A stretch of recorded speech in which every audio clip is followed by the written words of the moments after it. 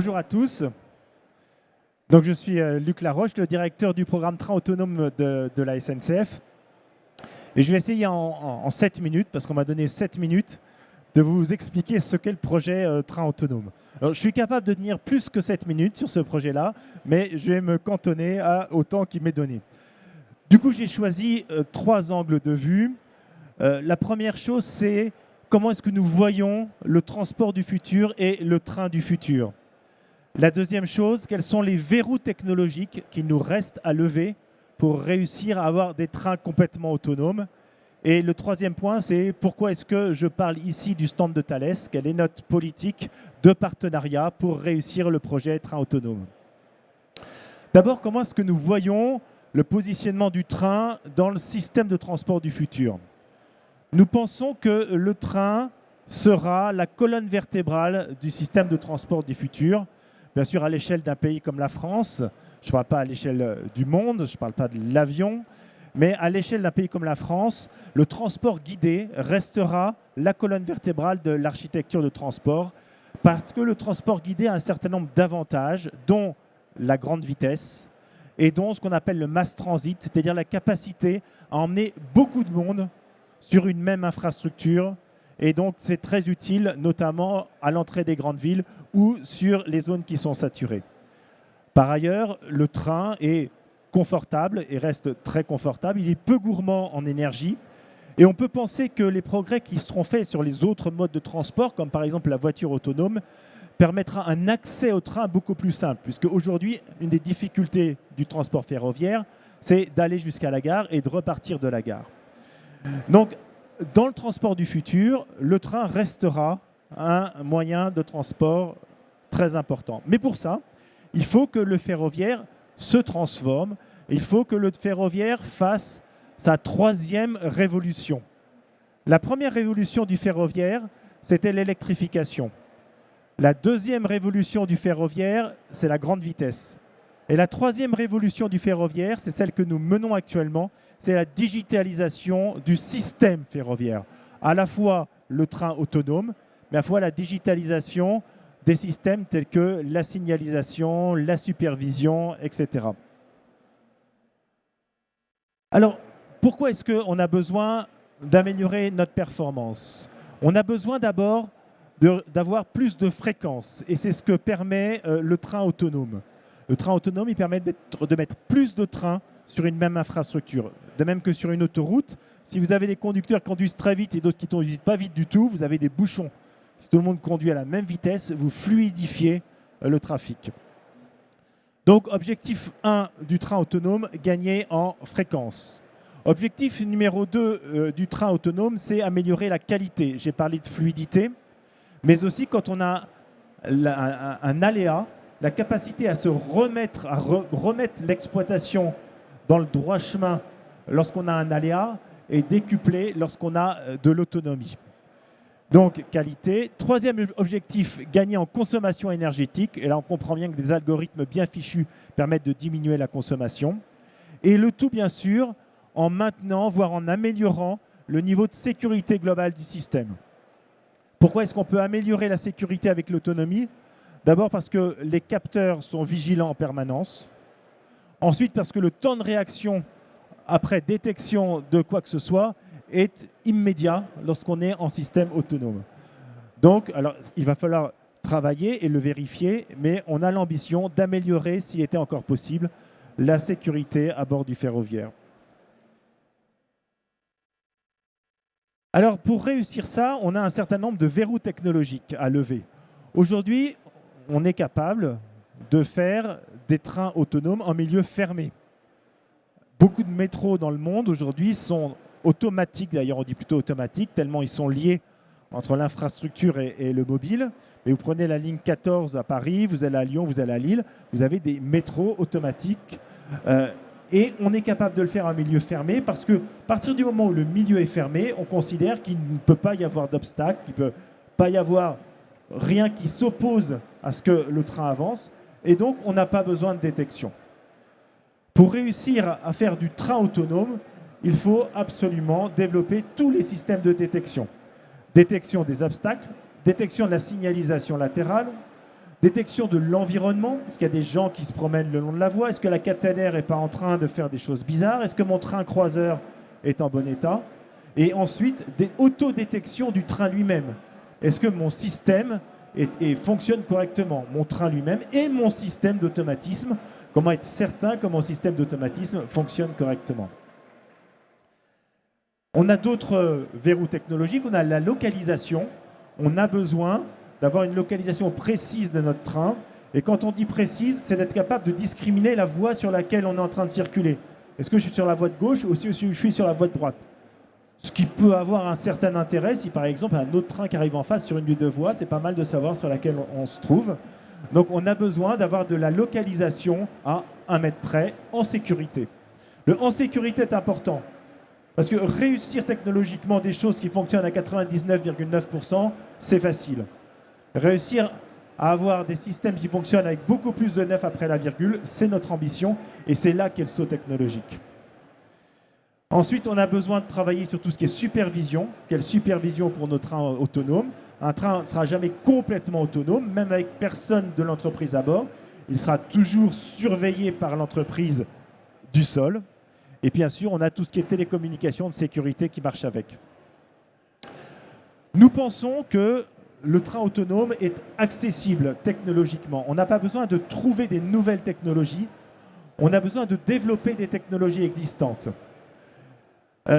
Nous pensons d'ailleurs que le train autonome est plus facile à réaliser que la voiture autonome et c'est pour ça que les trains autonomes arriveront avant la voiture autonome. Pour 2 raisons extrêmement simples. La première raison, c'est que nous avons des rails et les rails, ça permet de positionner le mobile automatiquement par rapport à l'infrastructure. Problème énorme que vous avez dans la voiture autonome. Comment est-ce qu'on positionne la voiture par rapport à la route? Aujourd'hui, pour nous, c'est réglé automatiquement. Deuxième problème majeur, ou deuxième atout majeur pour le ferroviaire, c'est la signalisation qui aujourd'hui déjà positionne de façon automatique un mobile par rapport à tous les autres mobiles. Aujourd'hui, un conducteur, il ne regarde jamais un autre train pour savoir comment réagir. Il ne réagit qu'à la signalisation. Or, avec la voiture autonome, on voit bien qu'une des difficultés, c'est de positionner la voiture dans le flux de trafic. Donc ces 2 problèmes principaux sont résolus pour le train. C'est pour ça que nous pensons que le train autonome arrivera bien avant la voiture complètement autonome. Alors bien sûr, il faut aller chercher la technologie là où elle existe. Et la technologie, elle existe dans les industries et les entreprises technologiques. Et c'est pour ça que nous avons choisi de travailler en partenariat, et notamment en partenariat avec Thales. Donc l'ambition des partenariats, c'est à la fois de prendre la technologie et de l'adapter aux ferroviaires, et c'est aussi pour nous, futurs exploitants, c'est d'entraîner avec nous l'ensemble du système industriel du ferroviaire pour que rapidement, le système industriel soit capable de nous fournir des trains autonomes. La SNCF ne fabriquera pas le train autonome. Mais on a besoin d'avoir des gens qui les vendent pour être capable de les acheter. Donc, on a choisi de travailler en partenariat. On a 4 partenariats importants.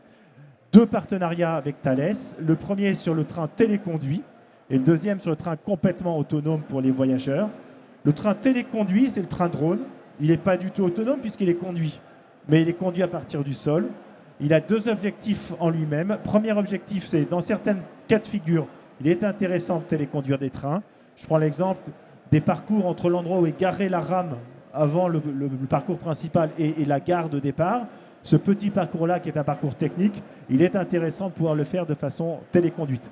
Ou alors une desserte fret qui est très loin de l'endroit où le conducteur est. C'est plus intéressant de téléconduire que d'envoyer le conducteur très loin pour faire 10 minutes de train. Et le deuxième usage du train téléconduit, c'est le mode dégradé du train complètement autonome. Si un train complètement autonome a une panne, on sera bien content de pouvoir reprendre la main à distance et de pouvoir l'amener jusqu'à la gare suivante. Voilà donc projet TC Rail, téléconduite sur rail. Et deuxième projet, le projet service voyageur, avec comme objectif d'avoir un prototype de train totalement autonome, un train de voyageurs, à l'échéance de 2023. Voilà comment à la SNCF, nous envisageons et nous nous lançons dans la 3e révolution du ferroviaire. Merci beaucoup, Luc. Alors du coup, effectivement, ces trains du futur, ils vont nous apporter plus de flexibilité, plus de capacité, plus de qualité. Et moi, en tant que voyageuse, et j'espère que vous aussi, en tant que futur passager, vous allez apprécier tous ces services supplémentaires. Mais avant de monter dans ces trains-là, comment rassurer aussi les passagers que nous sommes, les organismes de certification et puis les opérateurs que tout va bien se passer? Et c'est pour ça que nous, on est très très contents d'être aux côtés de la SNCF dans ces projets pour pouvoir faire des tests, tester ces fonctionnalités supplémentaires. Donc dans le cadre du train TC Rail, de ce projet, il y a avec les partenaires qui sont donc SNCF, Rélenium, Actia, le CNES et Thales, des tests qui ont été menés le mois dernier avec un vrai train d'essai et un conducteur à distance dans un bâtiment tranquillement installé. Et du coup, ces tests nous ont apporté beaucoup de renseignements sur les télécommunications et les performances de télécommunications dont nous allons avoir besoin, en particulier des informations qui arriveraient trop tard, elles sont inutiles. Des informations qui arriveraient perturbées, c'est inutile aussi, voire néfaste. Donc voilà. Maintenant, après ces tests, on a une nouvelle ère devant nous pour pouvoir être plus performant en matière de télécommunication. Sur l'autre projet, service voyageur, donc train autonome service voyageur, comme le disait Luc, nous réalisons aussi avec les partenaires, c'est SNCF, Rélenium, Bombardier, Bosch, Spirops et Thales.